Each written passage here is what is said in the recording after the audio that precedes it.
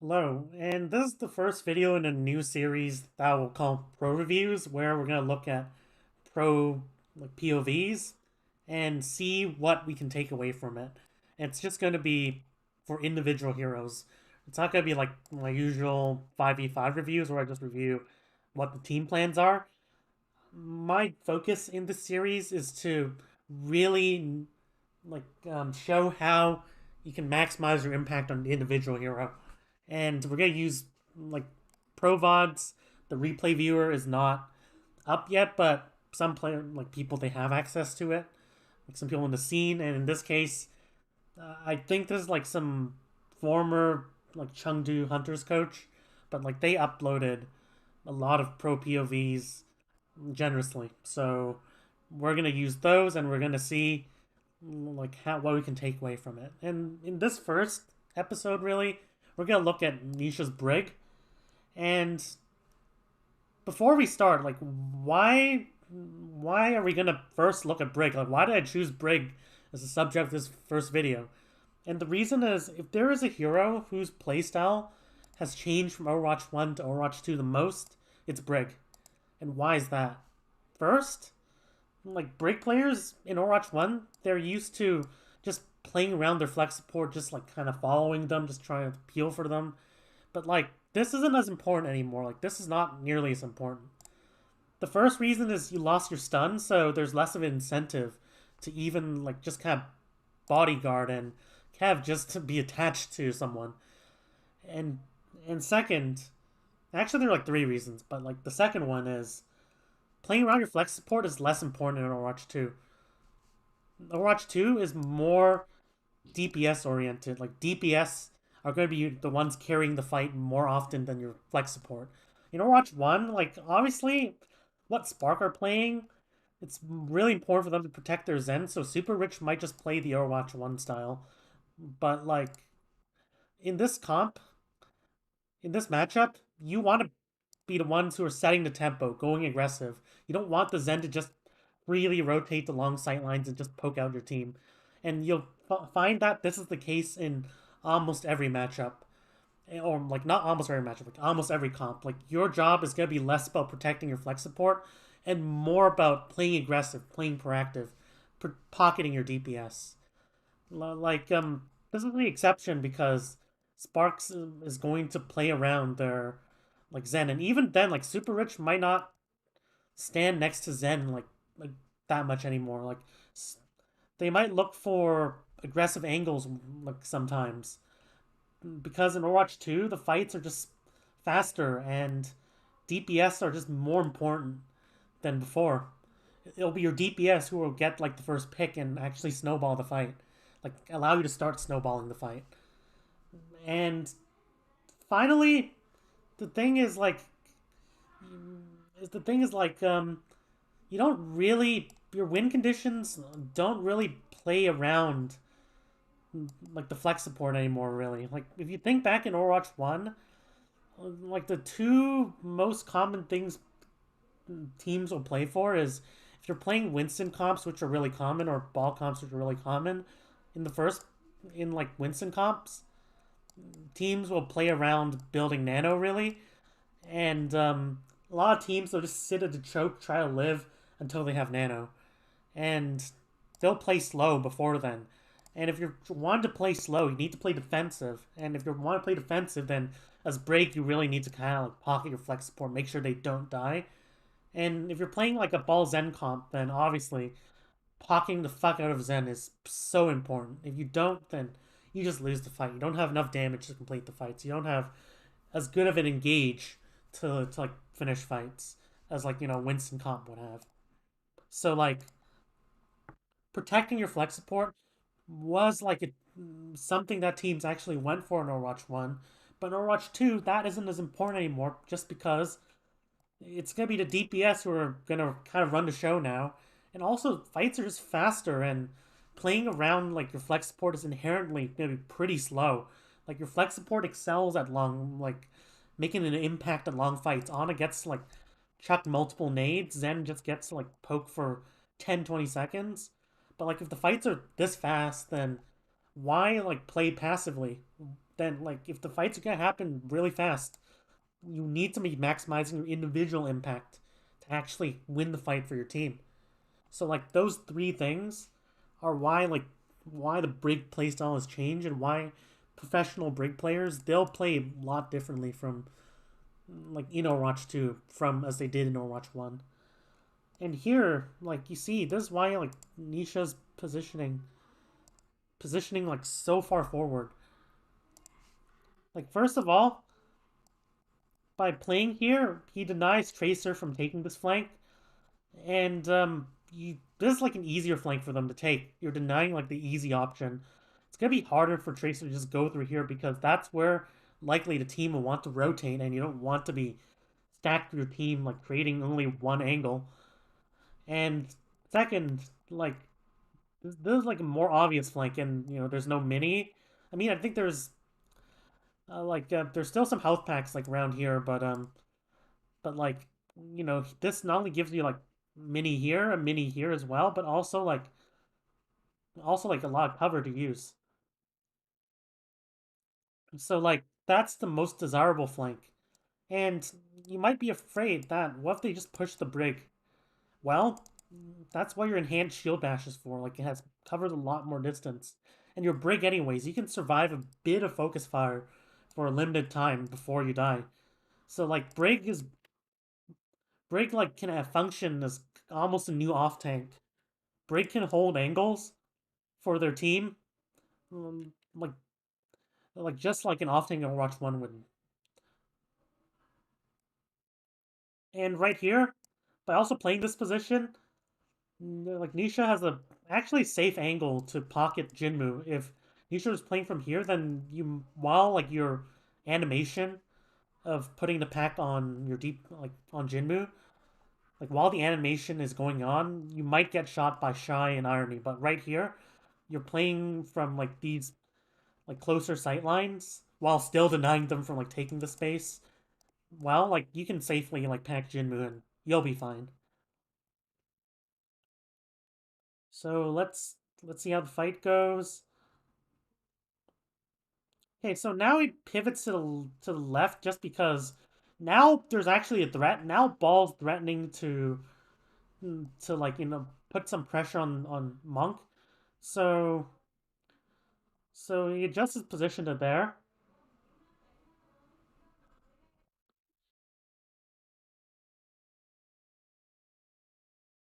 And as you can see, he's prioritizing the packs on DPS as they're dueling. So Jinmu's dueling Tracer. You want to support that as much as possible. It's not like I mean Gaga will probably die here. Like he is discorded and stuff. And like honestly, right here, like Hunter shouldn't even be focusing too much on like these duels. Why is that? Well, look at their comp. Like their comp's a lot better because they have Zen. Zen will just be like you want to take these 1v1 skirmishes and stuff, like 1v1 2v2 skirmishes. Well, we're just gonna harmony our team, Discord, like one of the like your team who's like participating in the skirmish, and we're just gonna win that skirmish. Like if you're playing against Zen, you don't want to go for these individual skirmishes. You want to like try to take 5v5 team fights as much as possible. Like and like honestly, like one play that hunters could even consider doing is right here. Like you see the ball like setting up right now. Well, like ball's out of the fight for like the next couple seconds. So honestly, Nisha instead of like adjusting back, Monk could actually like rotate forward, look to like land a nade. Like Kiriko didn't exist like when this VOD was recorded, like when this game was played, and like honestly they could just like have they could just engage on the back line while that's happening. And you might be afraid, oh shit, they're gonna give one or two ticks. Well, that's fine. You win the first fight. Like first of all, you're closer to building your ults, which are gonna be very powerful. And besides, they're not even positioned well for this type of split play. If you like a team like Shanghai last year, if they want like they were really good at this, instead of like just pushing up their backline right now, they set their backline really far back. They'd have ball tracer, try to like set up around point, and they'd actually try to stretch your team so that you can't take those 5v5 team fights that you want. If you try to like go on the back line, you have to waste time and give point progress and like once it gets to 2 ticks while you're panicking. And if you peel back for point well, the enemy just rotates in, takes long sight lines, and bam, they achieve what they want.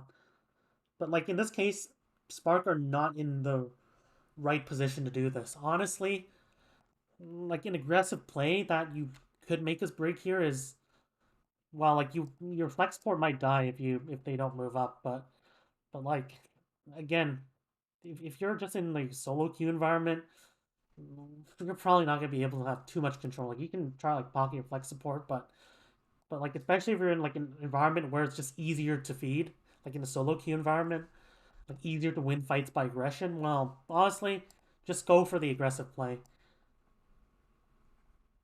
It's better to win fights than to like slowly lose fights. And this is what this comp excels at doing.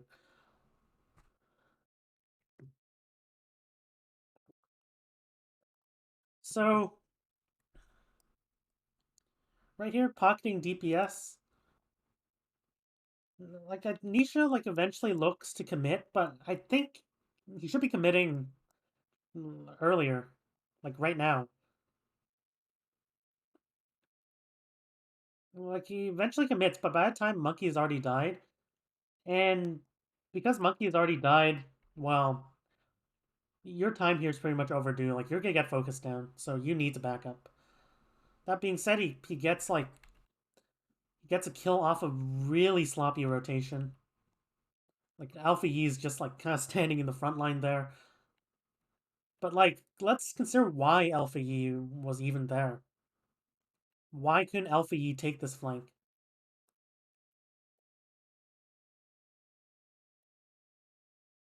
Like flanking to this side instead of going down main. Well, where's Tracer? Oh, well, because like Nisha was standing here, like if Alpha Yi decides to go here, then like Alpha Yi will just run into Brig, and that's bad, obviously.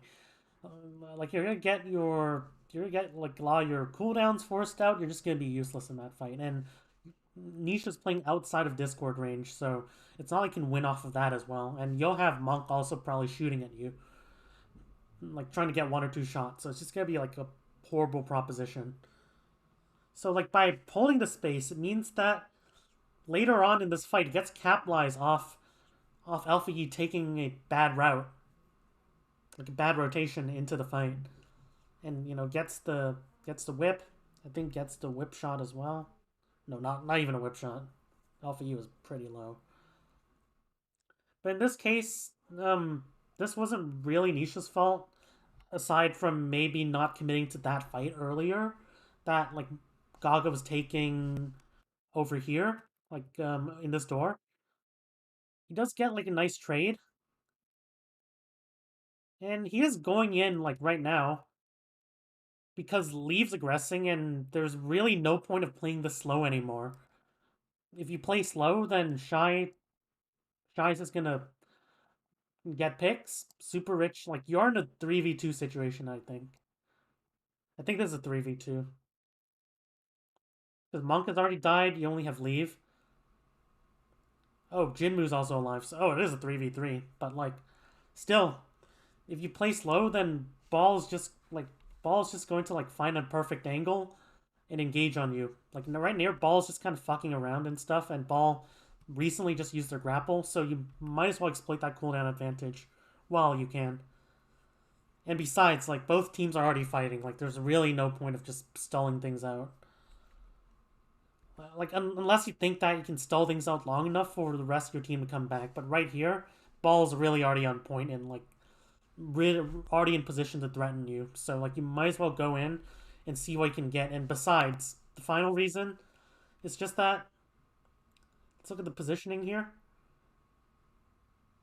Shy used a slide, and that's a cooldown that you need to look for when you're trying to, like, kill Sojourn. So, also, awareness of cooldowns as well. There's a lot of factors that like tell you whether to go in or like to play passive. But like you need to know all of them, consider all of them in order to be successful. It's not playing aggressive is not reducing the game to just blanket rules like just play aggressive and you'll win. Like that doesn't really tell us anything.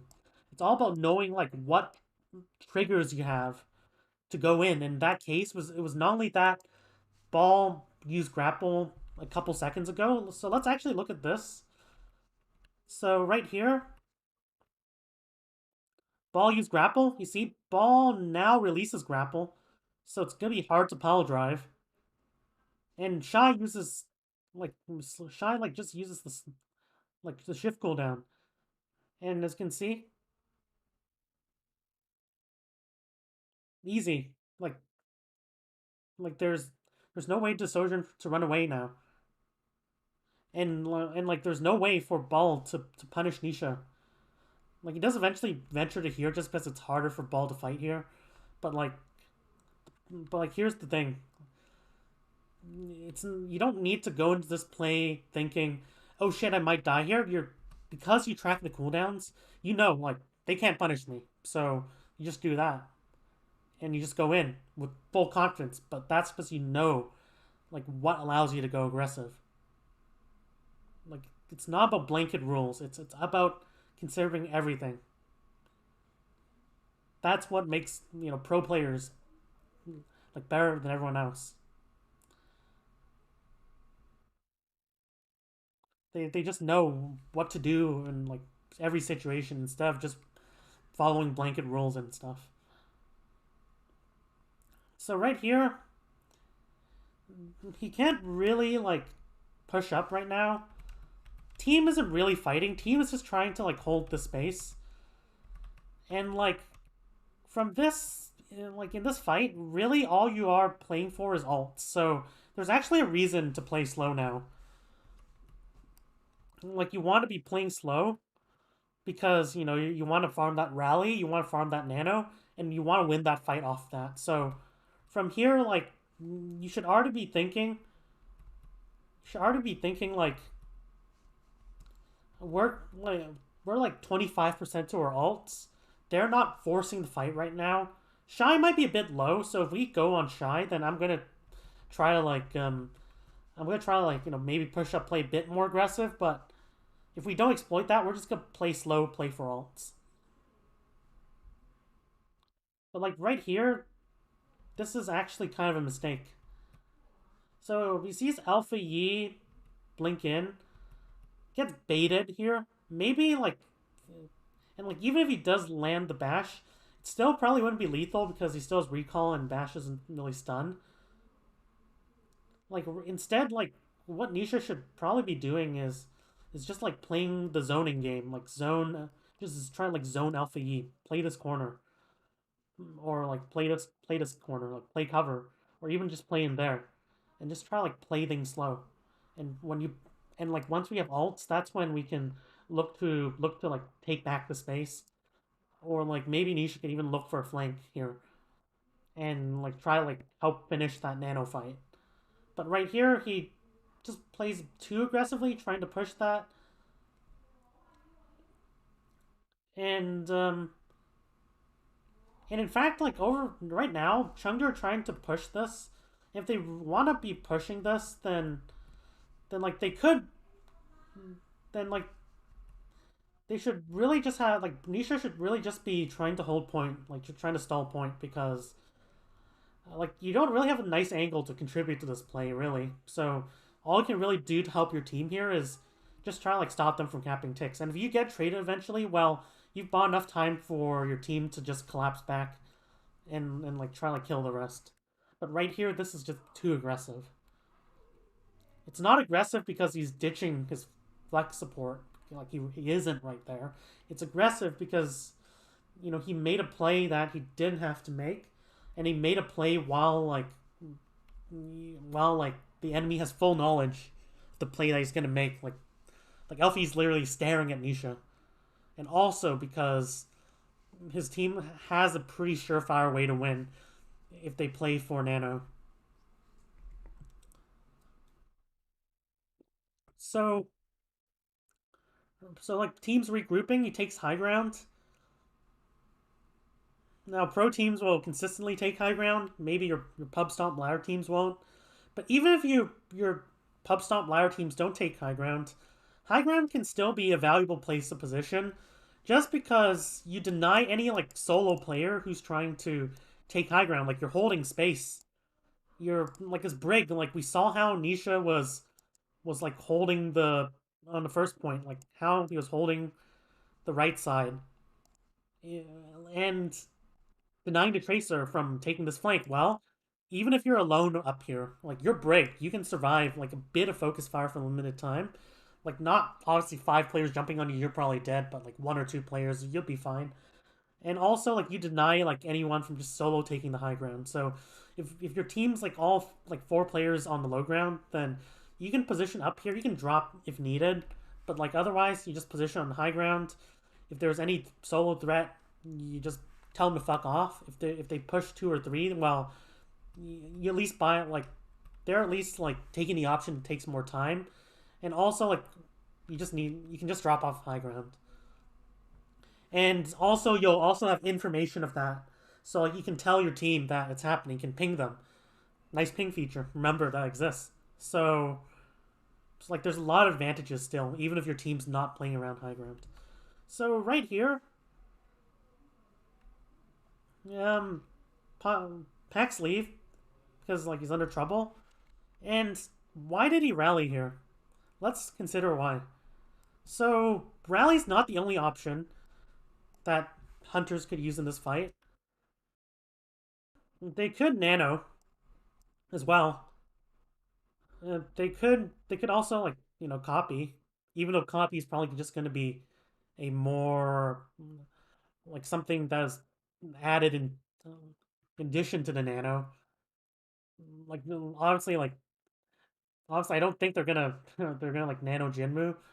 I mean, they could nano Jinmu, and like Jinmu wouldn't want to copy. Like you want like obviously I think it still like just cancels out the nano, but like nano Echo, like even her neutral kit is just a fucking menace to deal with. But like if they could also like rally and like copy, and also and then like the fight after, just use nano to win it. Maybe nano leave or nano Gaga, and then next fight they could try to like cycle with that. So there's opportunity for hunters to just like cycle their ults here. Like rally isn't the only choice, but like if you're in a solo queue environment and you don't know if your team's gonna use ults, then like this would be a really good option.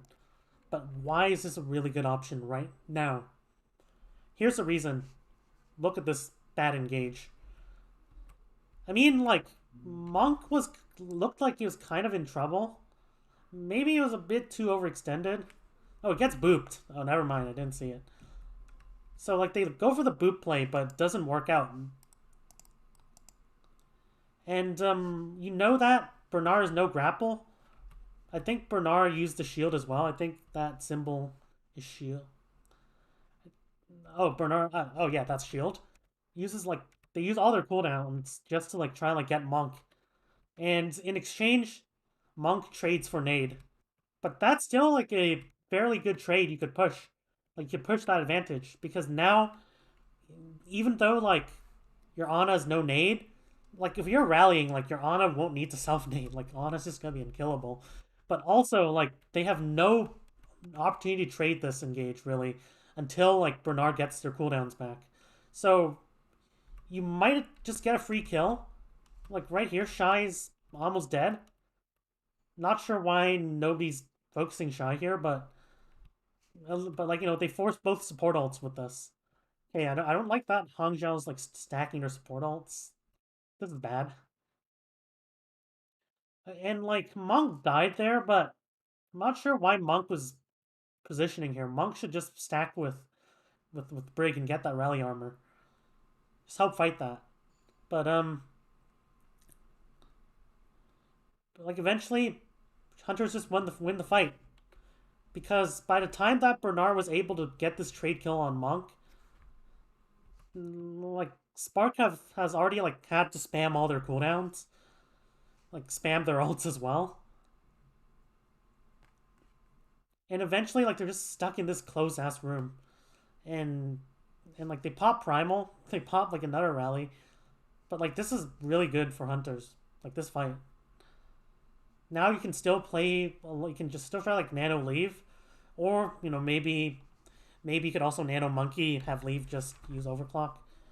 But but like it all started like this good engage all started from realizing that Bernard already just used their engage cooldowns trying to get your Ana. And Ana could have died there. And like, let's take a look. Ana could have actually died here. Like it looked like Ana, like if you see this, it looks like Ana's kind of screwed. But like on the other hand, like the timing from Spark was kind of off for this play. Oh, like there was no follow up. They're still like pushing the cart to here. And also, like, if this happens, like, if your ball, like, just has to use all their cooldowns, you need to kind of back up. You need to reset. And if Shy didn't, like, if Shy backed up to their supports, then maybe this play could have been over for Hunters. Probably not, because you can just, like, fight them in this closed-ass space, and your team is pretty good at it. But, like, Spark made a lot of mistakes leading to this play working, but like this is like the other point. You don't really need to sometimes like you don't really need to force plays. All you need to do is like realize when the enemy fucked up and play off of that. And in this case, this was a more subtle example, but the enemy fucked up by first like failing the engage and second not backing up when ball has no cooldowns. So right here, this is a bit unfortunate. So they win the fight, but like right here, they kind of Monk's coming. I think Monk dies and has to come back. Yep, Monk dies, has to come back. Spark could look to kind of spawn camp. Alpha E lands the pulse spawn here. So they're trying to peel back, trying to like secure that rotation. Briggs could be the best one to do this. Sometimes you do need to play kind of passive, just help your team like rotate and shit. Now that pulse bomb was also kind of luck. If like Alpha E didn't land that pulse bomb, Alpha E would have to like get out of the fight and Monk would be fine. But right here, without Ana, without your main way of winning this fight, you honestly all you can really do is reset. Like unless you see something really big. And you also lost Leaf, so reset. Hunters need to be resetting fast. Otherwise, like, if they give up this part of the map and all of them have to come back, then Spark could just hold the two doors and the fight is over. So they live. They now have a nano to play with. Still have to like look to peel and stuff, but now you can consider like fighting this aggressively. So they look for nano. He goes like peel, but like he knows that like peeling is become less important now. Like peeling at this point of the fight becomes less important because you're not looking to like live longer. Like the thing that peeling accomplishes is that your team lives longer, but like living longer is not the goal here. The goal you're committing ults is to finish the fucking fight. So he now goes and plays aggressively into this fight. Tries to like get swings at the back line. Oh, nice dodge.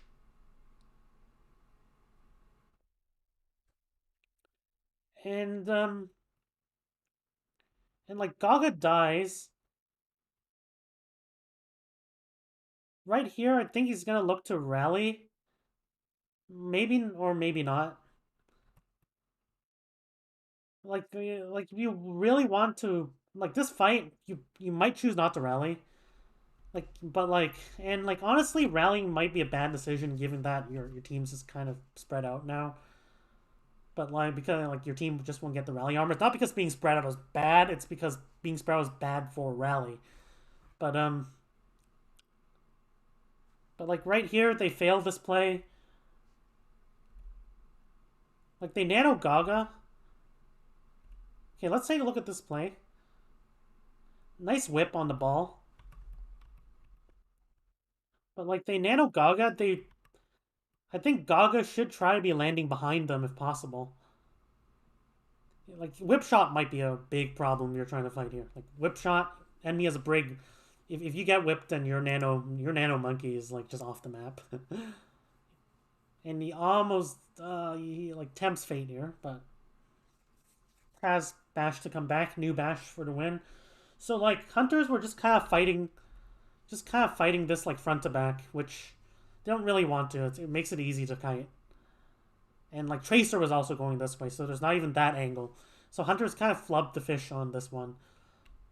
Like if they, but like it isn't Nisha's fault, really. Like Nisha, I think played this fight correctly.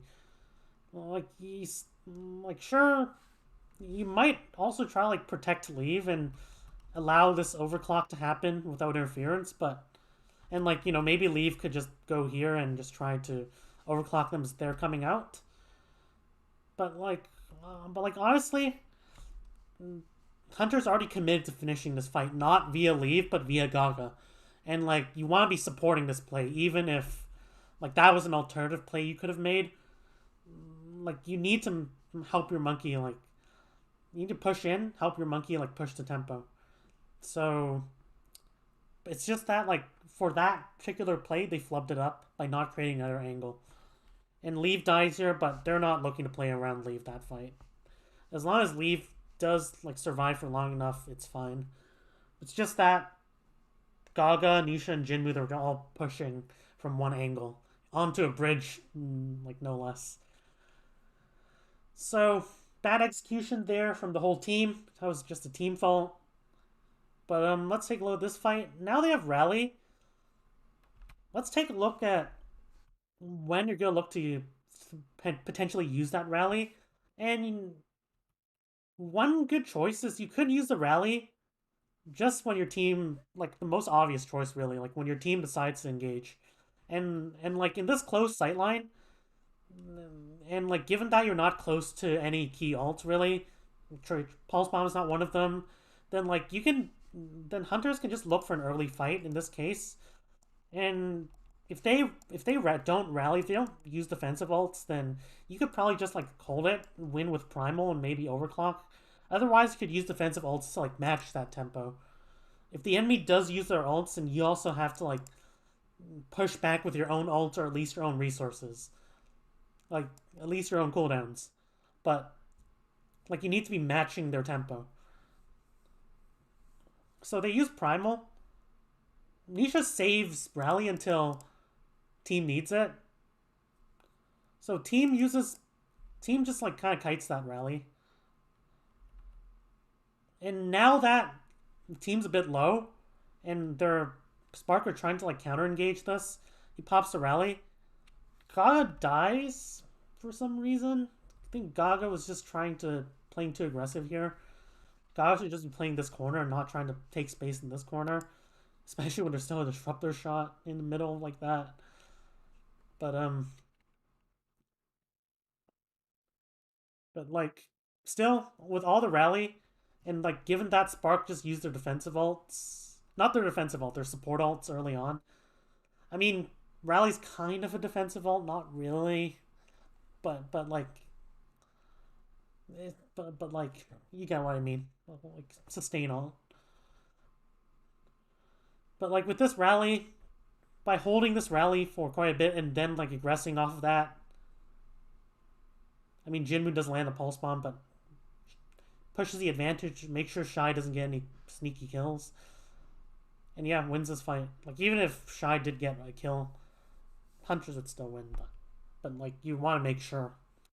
So he's positioning forward for now, like trying to pocket Jinmu. Jinmu probably needs to back up. Yeah, needs to back up. Bernard staggers himself, and knowing this, like, he can just go in. He can just, like, You just fight this. Like he's waiting, and in fact, Spark just reset. Like Spark don't want to stagger, so like fight's already won really. But like if you're playing against like solo queue teams, they probably still look to like win this fight. A dumb decision, but like it's kind of up to you and your main tank obviously, but also part of the responsibility is on you to make sure they don't just like clutch the fight out of nowhere. If you have an advantage, push it. Okay, so again, passive position for now. You could with the nano. You could like try like hide here and just create another angle to engage from. But like you're at the pro level, first of all. Like it's more likely that they're gonna like look to like scout this, and like second, like they have trance as well, so you also have to. So like even if you go in, you might just get stuck in their back line. Like you don't, your team does not have like a big advantage. They have a nano, but like that could get tranced. Like but in this case, like you still know that they like you have the nano, and when like your monkey or maybe your Sojin gets nano, that's your cue to kind of like just push up, play a bit more aggressively. Okay, okay, it's a bit lagging here. Just the but so they popped the trance really early. Not really early. Well, they did nano leave. Never mind. So they popped the trance here. Super Rich goes to low. Oh, they trance just to save Super Rich. Leave still gets the kill. Wow. With the nano, it's just insane damage with the right clicks. Kills Alpha Yi. So now you know that you have a pretty massive advantage. You need to start pushing and taking this fight. If you're on a die, so what? You just want to win. And right here, actually, Nisha dies. And you might have been able to block that a bit better. Okay, let me see. Oh, should not have dropped shield there. And let's see how he fights this. Get Super Rich off. Nice whip shot there. Probably like since Gaga's still busy like fighting Super Rich, he should shield for like 1 or 2 seconds here. Just try to like heal up. I mean, there's no packs, but just try to like protect these two and then you push in. So this is just like a team fighting mistake. But still, like the idea was right. And like when your idea is right, it's unlikely you're gonna lose this fight even if you die. Like he might have he might have died here, but like also enemy Brig's out of position. He puts like when the enemy Brig's out of position, he puts pressure on the enemy Brig, does damage with the whip, and now that just presents an easy target for his team. So this is not like a feed. This is a 1-for-1, effectively. Almost a 1-for-1 because obviously you need to take time actually focusing down Super Rich, but like still, like the idea was right. He capitalized off of it. He still wins this fight, no problem. And they now switch to Bab Zen. Really greedy support line considering the sight lines on this third point. So like now he just wants to try to like play super aggressively. You don't want Bab Zen to just poke out your team. If you find an opportunity to even end the fight, like remotely end the fight, consider taking it. You don't want to take long poke battles against this comp. So right here, they go in. Super Rich just commits to the fight. In fact, he takes this really nice flank to avoid taking damage from Bab Zen, isolates the Sigma. In this 1v1, probably Brig wins because of Inspire. And, Bernard's cut away from heal, so he takes it. If Sigma was, like, higher HP, then you could consider just, like, ignoring them, trying to, like, finish the Sigma. Sigma might damage your monkey. But, like, if you're deep enough, then you'll be like pretty hard to hit from him. But like he can take this fight here. Like you might consider also like the alternative option is to like just fight with your monkey here. trying to like destroy the lamp and shit for him, trying to like heal, but like zoning out the Sigma, preventing them from getting a lot of these like shots is also fine. Like if the Sigma was full HP, honestly, you wouldn't even like go in. You just try to like just try to live here, hold the space, zone out the Sigma, so that the rest of your team can actually push up and finish that fight. You don't you don't when I say aggressively, like going in aggressively, you don't need to be the carry. All you need to do is like help your team as a whole aggress. Like that's the thing. That's what I'm hinting at. So he does well, he does like, focus down to Sigma.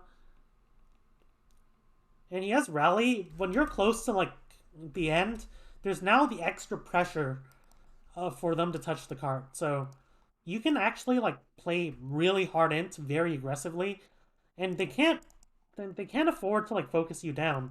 Like you're actually like one of the best heroes for like playing aggressively when there's like point pressure.